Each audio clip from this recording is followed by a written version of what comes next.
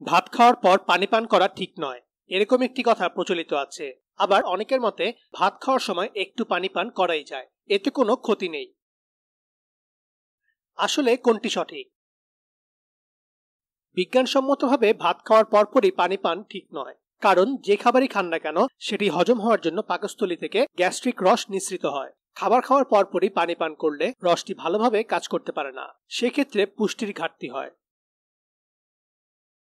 ভাতের সঙ্গে সবজি, মাছ, মুরগি ইত্যাদি খাওয়া হয়। খাওয়ার পরপরই পানি পান করলে এসব খাবারে যে ধরনের ফ্যাট সলিউশন ভিটামিন থাকে সেগুলো শরীর থেকে বের হয়ে যায়।